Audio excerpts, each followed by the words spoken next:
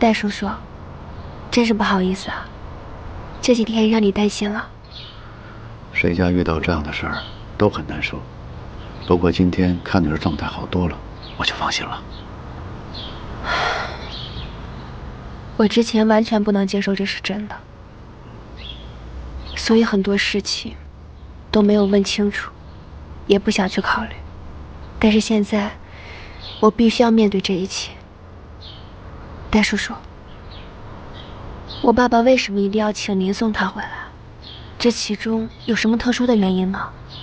确实有，当时你爸爸住我家的时候，曾经跟我说过，如果有一天他要不在的话，他就回苏州老家，因为那儿你母亲的墓地在那儿，他想跟你母亲葬在一块儿。他还说，像你们这一代肯定不会理解。当时我还以为他在开玩笑，所以啊，我也开玩笑的跟他说，哎，我跟你不一样，我的死在哪葬在哪。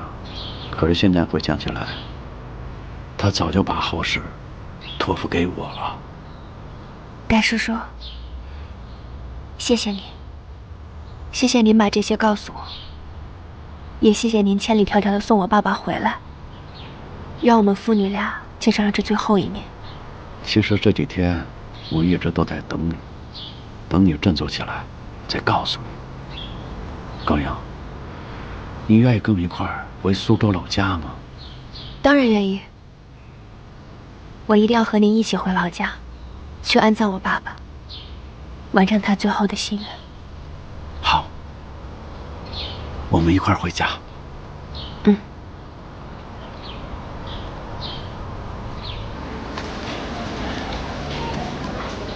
周年庆的数据，大家有什么想说的吗？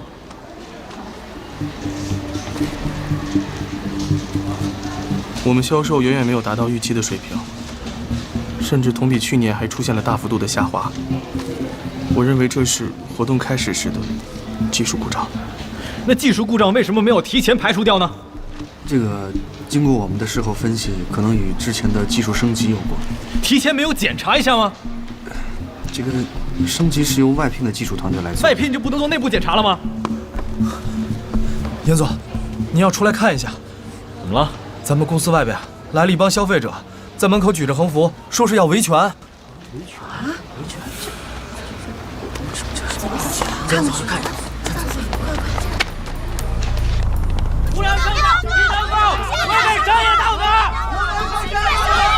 无良商家。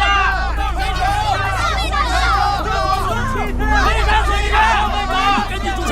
这里是公共场所，这拉横幅是违法的。你们再这样下去，我就要报警了！你去报警啊！你们不报警，我们报！你们一能够欺诈消费者，你看警察管不管？大家快来看，这个无良商家叫易能购，你们易能购虚假宣传，欺骗消费者，大家眼睛放亮一点，别再被他们给骗了。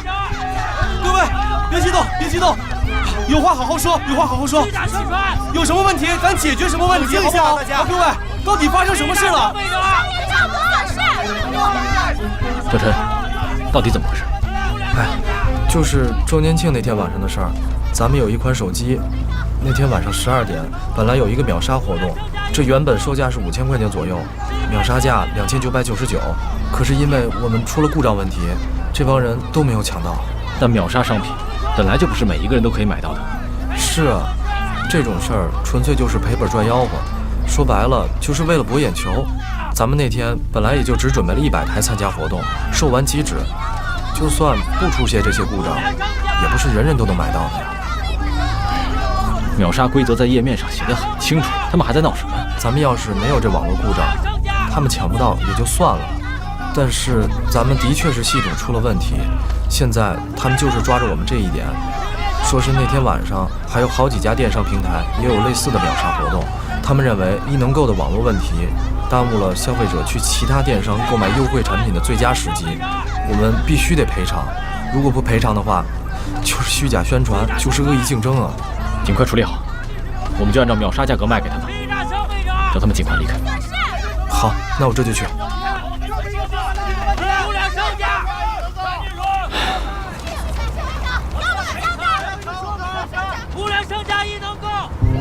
蒋总，您这些人都是哪儿找的呀？这战斗力，真是一个赛一个的。我们以前做房地产的时候，再难缠的拆迁户都遇见了，这不算什么。要是这么个闹法，严厉都不赔，那真是奇了怪了。人我已经找好了，只要他一开始赔偿，他们就在网上大肆宣传这个消息。这100多人他当然赔得起了，1万人呢？2万人呢？10万人他也赔得起吗？这招真的很厉害啊！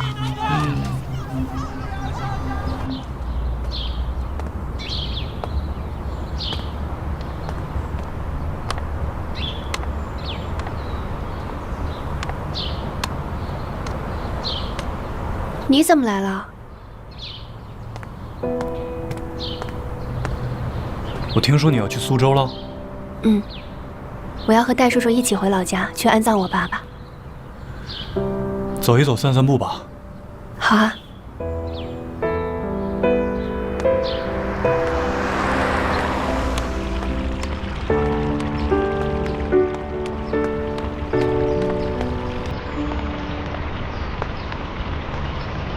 准备什么时候出发？明天。我和你一起去吧。我一直很感谢你一直以来对我的帮助，让我从失去爸爸的打击中振作起来。可是你为我做的已经够多了，剩下的事情就交给我自己吧。高阳，而且我听说陈明百货正在争取一笔很重要的投资，你应该把心思都放在那上面。我有我必须要面对的责任，你也有你要完成的使命。那至少让我今天晚上给你送个行吧。真是不好意思啊，我今天晚上已经约了人了。没关系，那就等你回来吧。希望你回来以后可以变成一个全新的高阳。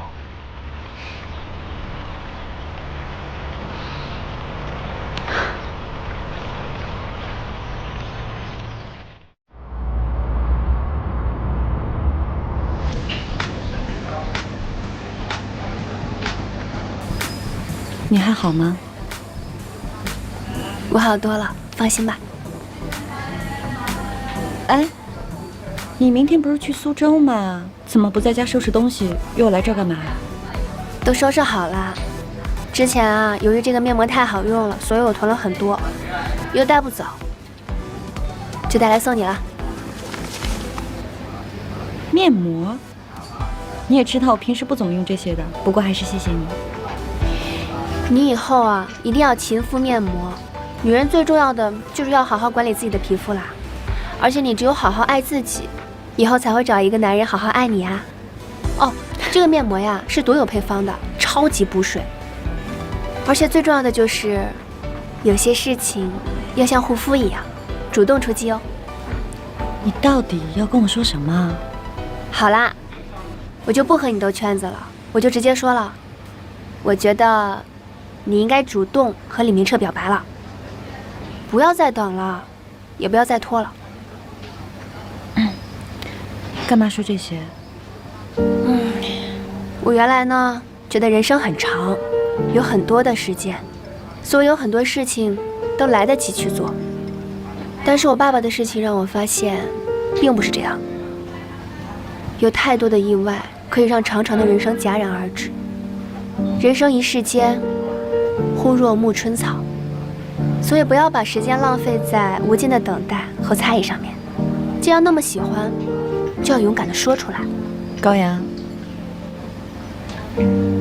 你还爱着严厉吧？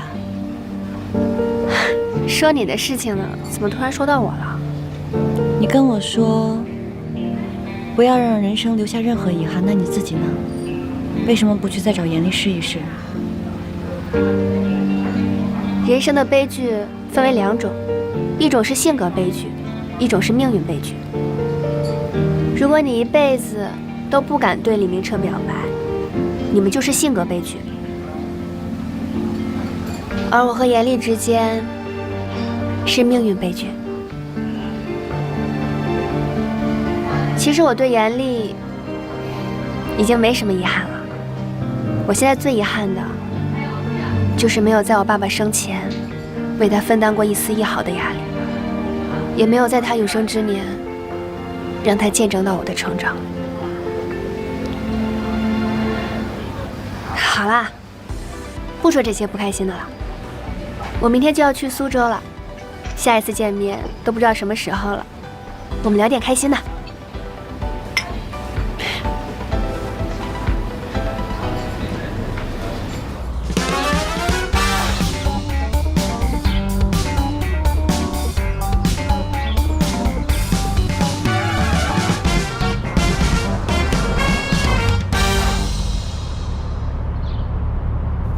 这条街还是一直没变呢啊！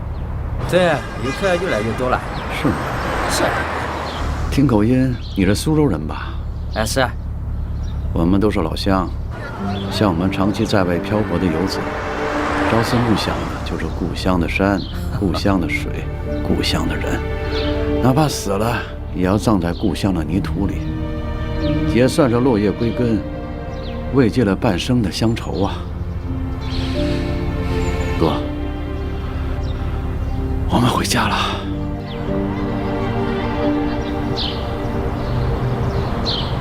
严总，您说到底怎么办啊？我们售后的电话已经快被打爆了，许多客户都来询问我们周年庆秒杀活动到底该怎么补偿。顾客都想以当天晚上秒杀的价格来购买商品，这怎么可能呢？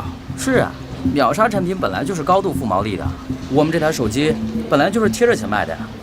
一台赔2000，要是这样下去，我们得赔多少钱？就是，我觉得你们客服部要跟客户解释清楚，这明显是不合理的。我们解释了，但是顾客不听啊，也不知道是谁走漏了风声。有些顾客听到有消费者得到了赔偿，他们说必须一视同仁，不能差别对待。难道是那天来闹事的人跑出去瞎说的？他们怎么得了便宜还卖乖啊？反正这件事上，我们不存在主观过失，本来就是计划秒杀100台，在网络故障修复以后，我们全部卖完了，一台都没剩。所以我觉得，我们就应该坚守原则，绝不能破例赔付。没错，这件事就算是打官司，我们也不理亏啊。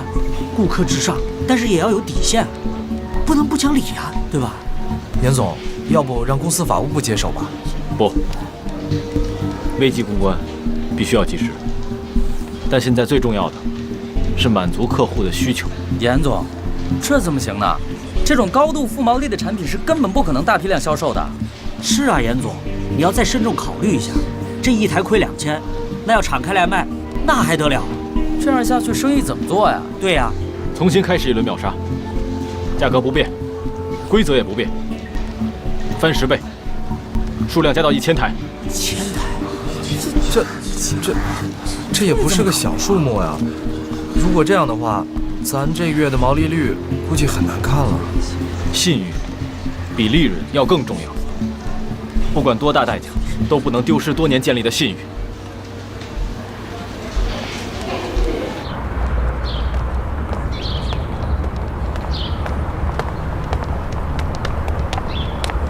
佳佳，你怎么在这儿？你们部门不是在开会吗？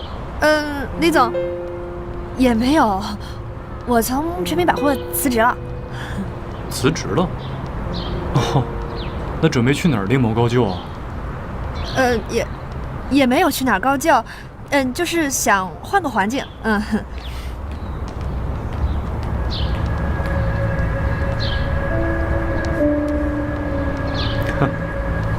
看来严总还真是独具慧眼啊！我现在要恭喜未来投资又新添能人了。没有，李总，您说笑了。其实也就是在零售行业做久了，现在趁着年轻嘛，多学习学习。是，挺好的。每换一个工作，都会有更好的报酬。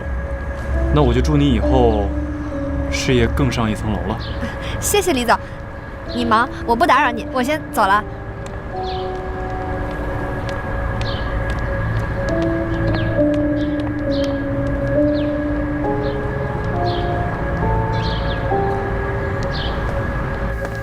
李总，您这边请。请。来了。啊。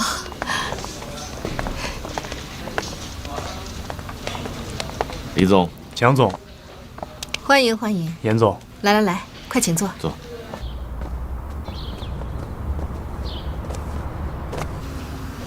严总跟蒋总在我们陈平百货转了一大圈儿，资金还没来，先把我公司人拉走一个。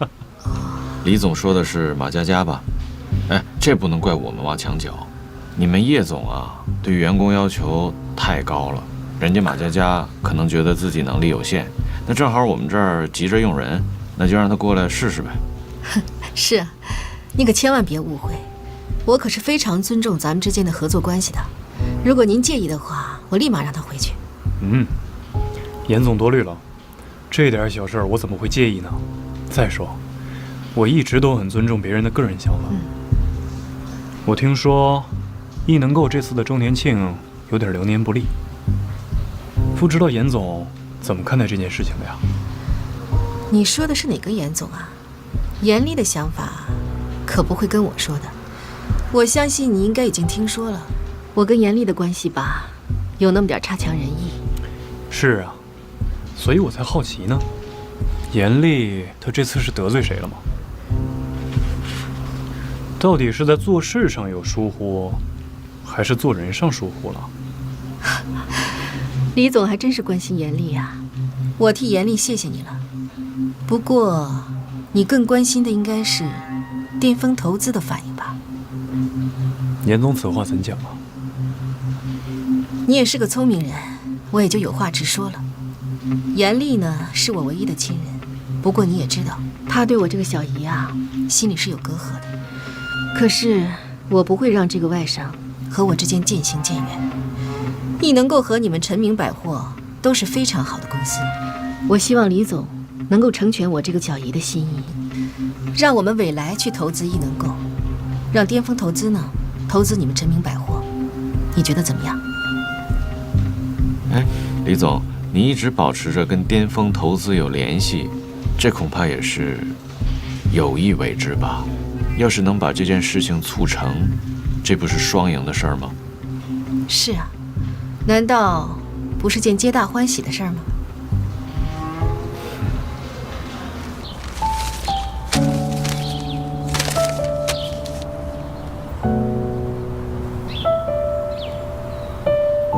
落叶归根，倦鸟归林，鸡魂有伴，当不孤寂。哥，你终于跟嫂子长在一块儿了。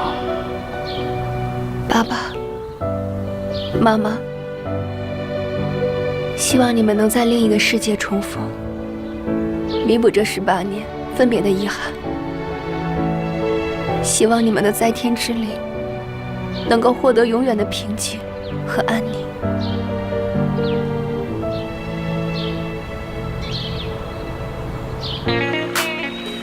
君道乌苏见，人家井枕河。古城闲地少，水港小桥多。我走过世界那么多地方，就算是水城威尼斯，也不如家乡的山塘街和平江路吧。以前的时候，我爸爸经常让我陪他回老家。我总是觉得呀，这老家土里土气的，一点都没意思，还不如去巴黎和纽约会更好玩一些。现在想想啊，以前真的太肤浅了。年轻的时候谁不浮躁啊？难免浮华遮望眼。想当年我一心想出去闯一闯，那个时候眼里根本没有家乡的美。戴叔叔，我想在这里多待一段时间。在这里，我有在世界各地都没有感受到的平静和安宁。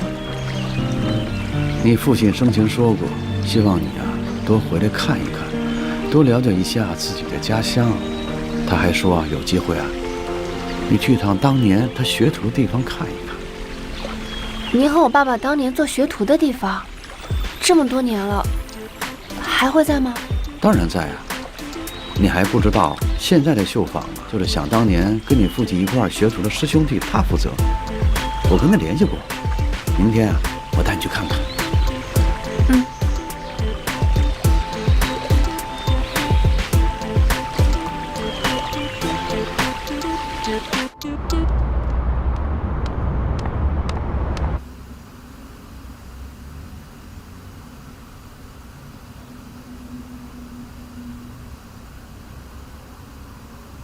能够开启了一轮新的秒杀，而且还把秒杀的库存提高了10倍，好大的手笔。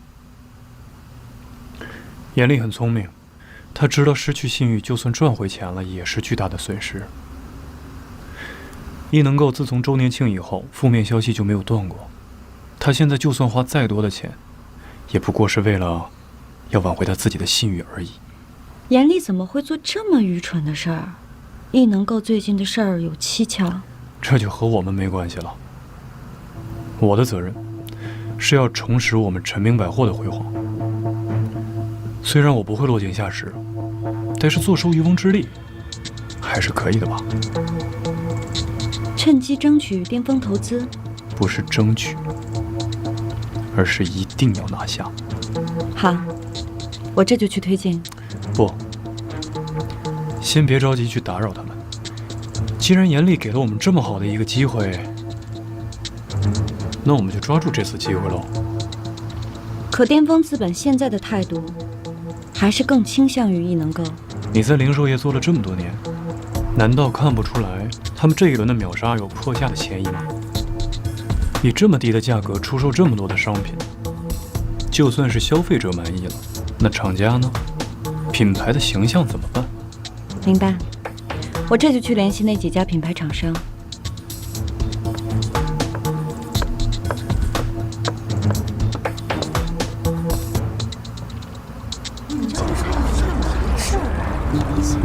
现在厂商对我们非常不满，认为我们这是变相的破价行为。活动页面写得很清楚，这次的促销活动跟品牌是无关的。是啊，但是他们认为这次活动范围过大，在社会上造成了很大的影响，会让消费者觉得他们本身定价虚高，破坏了他们的品牌形象和价值形象。胡说，有依据吗？没有啊。那叫他们把证据拿出来啊。但是他们现在已经正式通知我们了，说要对易能够全线停止供货。您看，叫采购总监跟他们谈一下。那如果谈不下来呢？我来。好。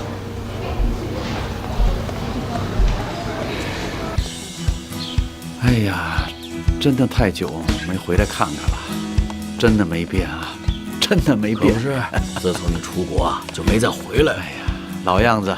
没有变吧？啊？哎，这是仓库吧？就是吧，你还真没忘。哎，这是厨房对吧？厨房经常偷吃的。你还是原来那个淘气劲儿。你看你岁数也不小了，淘气那样一点都没改。快下来吧。好嘞，往那边看看啊。哎呦，真是。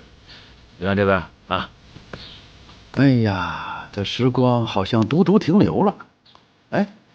这架子就是我年轻时候用过的。是啊，这就叫物是人非。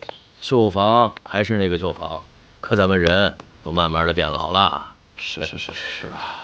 戴叔叔，这里的绣品可比你在英国那个小绣房要更胜一筹哦。何止一筹啊，那就是一个人在异乡的一种寄托。再加上我当年学徒不精，别忘了我是游击队，人家可是正规军，当然不能相提并论了。哎，你看我这个绣坊，恐怕也支撑不了多久了。这么多绣家，有几个绣工啊？很多工厂都在用电脑刺绣了。现在的年轻人不愿意学这门手艺，他们觉得学这个费时间、累眼睛，每个月还挣不了多少钱，所以我就担心呢。说咱们这一辈人要都走光了，这门手艺啊，恐怕就失传了。哎，那这门手艺不能断了香火呀。就是啊，断了多可惜呀。哎，不谈这个了，走，我带你们到后院看看啊，走。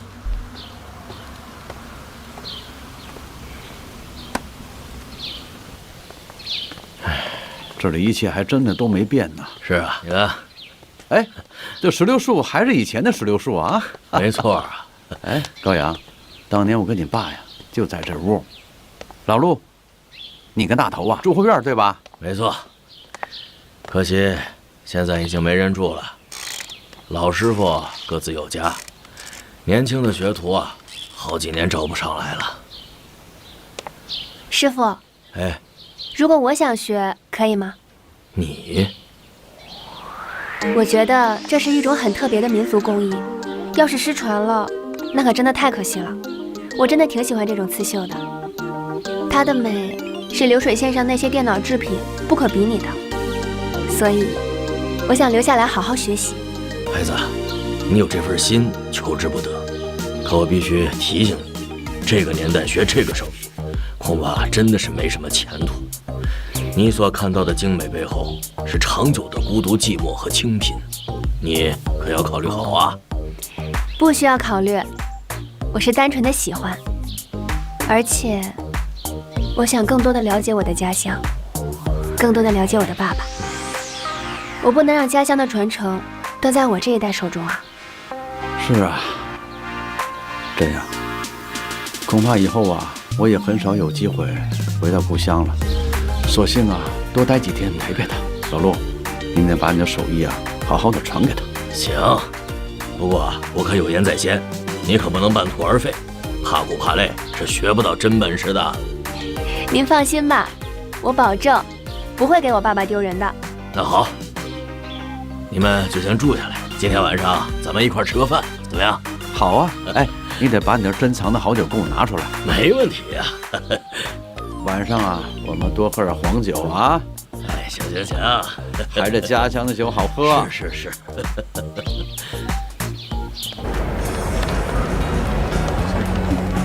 上周末的艺术展览很成功，各家商铺的销售情况怎么样？从我收到的信息来看，80%都超出了我们原本的预期。是吗？所以你看，现在年轻人对于这样的销售体验是绝对赞同的，既可以买到赏心悦目的东西，又可以同时吃喝玩乐，这才是顺应时代潮流的选择嘛。可惜我爸就认为这一切都是不切实际。你知道吗，明朗？我真的非常想让他亲眼看一看我们这些艺术改造的结果。董事长又去国外了，跟我说是彻底放权，但是不彻底放心又有什么用？等我拿下巅峰资本，真正开始线上线下统一发展的时候，我一定要让他看一看，什么才是我们陈明百货的未来。既然他把陈明百货交到我手里，也就由不得他放心不放心了。我想坚持做我自己，全力以赴，至少不给我自己留什么遗憾吧。所以不要把时间浪费在无尽的等待和猜疑上面。既然那么喜欢，就要勇敢地说出来。李总，你明天晚上有空吗？怎么了？我们一起吃个饭吧。好啊，走吧，去那边看看。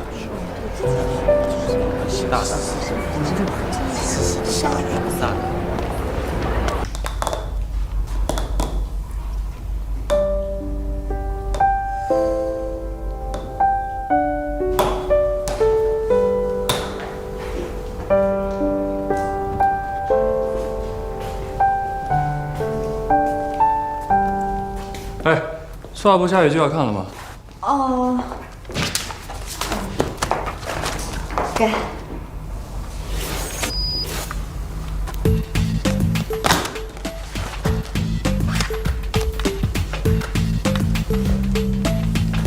怎么了这是？啊？这男人婆还会脸红啊？我脸红了吗？我热的热。我看你是心热吧？看你这满面春色的样子，跟李总表白成功了？你别瞎说啊！我就是约他明晚一起吃个晚饭。啊，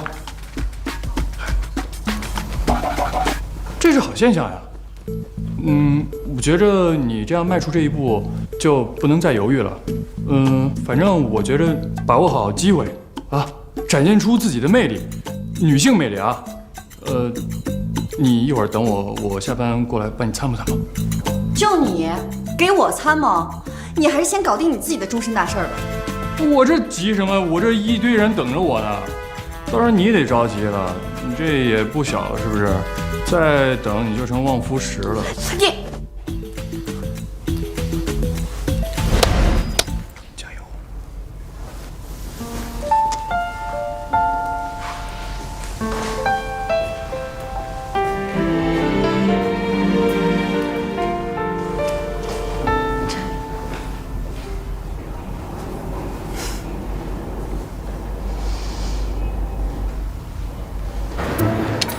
我可不是为了明天吃晚饭买衣服，我是真的要买一条裙子，来搭配我新买的鞋。什么鞋呀？就是那种漆皮的鞋。哎呀，多丑呀！你能不能放下它？哪里丑啊？我觉得挺好的。你什么品味呀？多叶明朗呀！你这么多年都是这个风格，它早就腻了，好吧？是吗？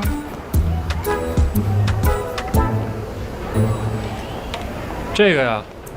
你要买一件凸显你女人的风格，不要让她觉得你们俩是工作关系，要让她觉得你是个美丽的女人，要跟平时不一样，这样才能引起她的注意。不一样，明白吗？嗯。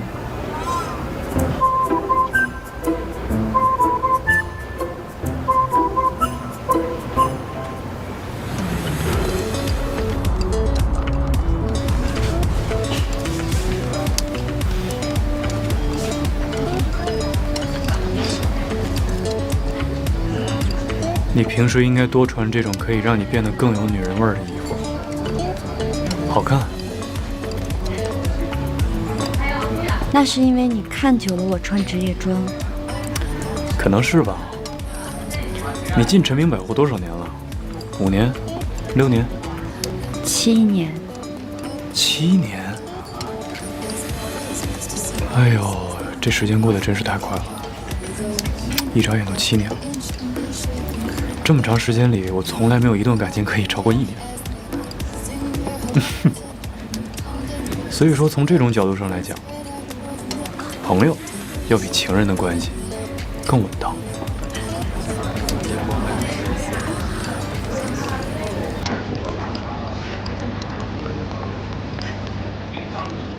一见钟情的人啊，是没有办法做朋友的。 可有一些时候，朋友呢，他也就只能是朋友。任何一方走错了一步，都很有可能会伤害到另一方。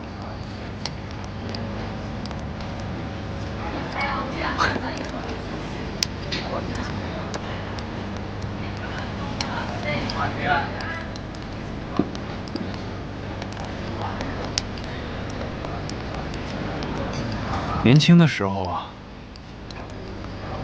我们总是揣着糊涂装明白。可是时间长了，我们经历的越来越多，我们自然就学会了揣着明白装糊涂了。是非人情，盘根错节，很多事情啊，稍微一用力就会被拆穿。可一旦被拆穿了之后，就很容易失去了。 有些时候，在一段关系里边，保持一定的距离，也许不是一个坏事。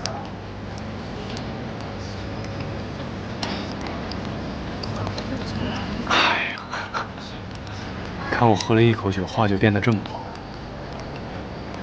来，明老，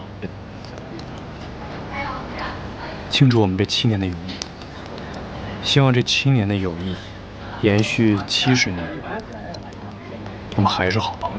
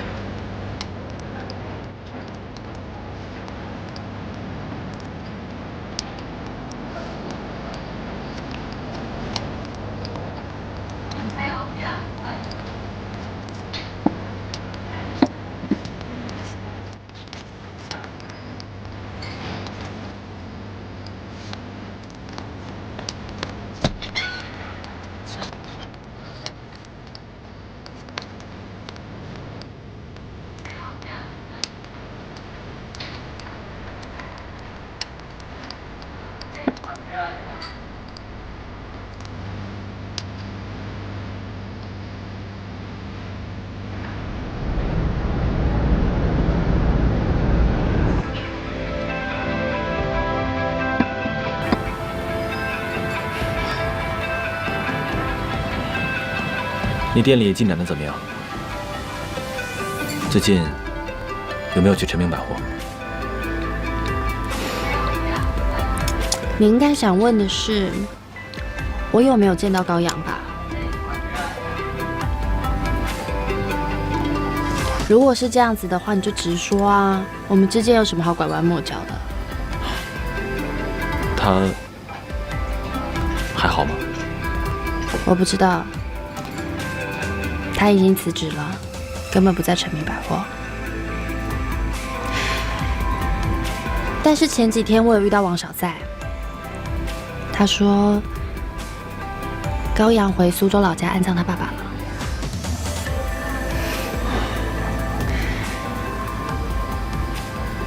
你这几天一直加班工作，该不会是故意不想回家吧？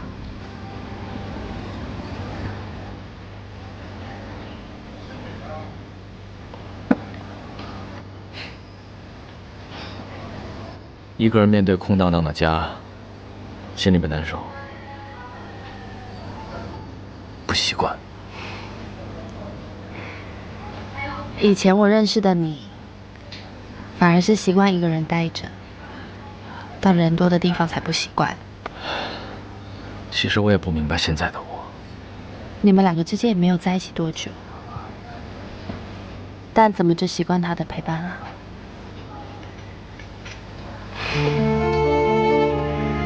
可是人生嘛，不就是来来去去的故事？你也别太难过了。放下一件东西是很容易的，要放下一个人，不知道要过多久。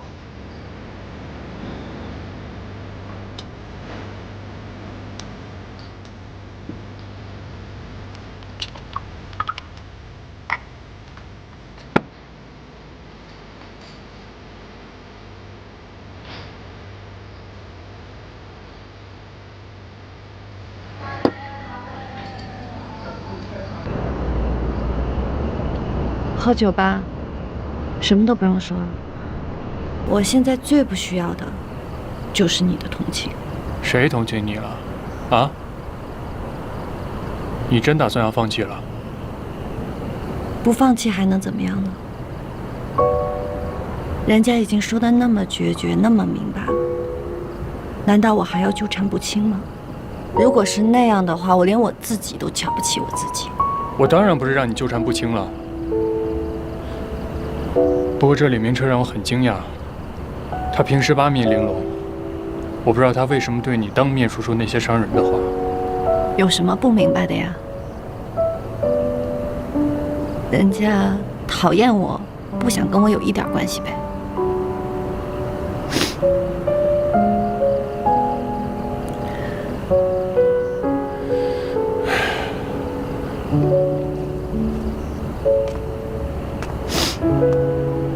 这一朵花谢了，不是还有另一朵吗？反正天涯何处无芳草，是不是？那它到底是花呢，还是草呢？你管它是花花草草啊！我的意思是，这爱情没了，生活还要继续啊！你把以前的事情，就让它随风飘扬吧。但是，你千万别让它再飘回来。我跟你说，我发现了一件特别重要的事情，就是人一旦有了感情之后，就会窝囊的不行。坚持了7年的感情，我被活生生的就给抽空了。我根本就不知道我到底在坚持什么，希望什么，追求什么。我现在什么都没有了，我甚至连生活的重心我都不知道了。我真的是窝囊死了。我没觉得你窝囊呀，我觉得你挺可爱的呀。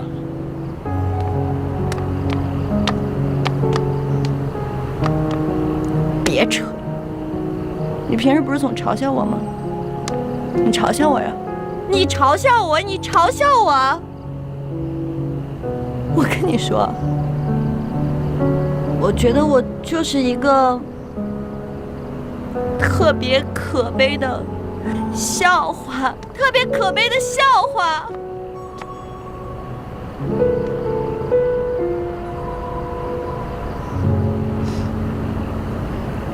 你为什么不喝啊？你是不是男人啊？这总得留一个清醒的吧？这孤男寡女的都喝大了，说不清楚怎么办？有什么说不清的？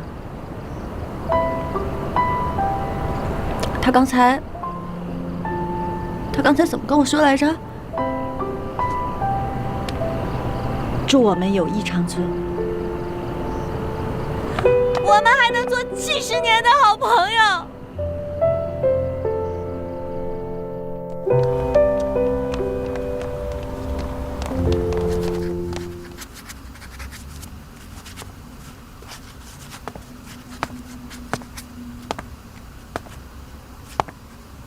李总，爷们俩今天有点不舒服，我帮他请个假。他还好吧？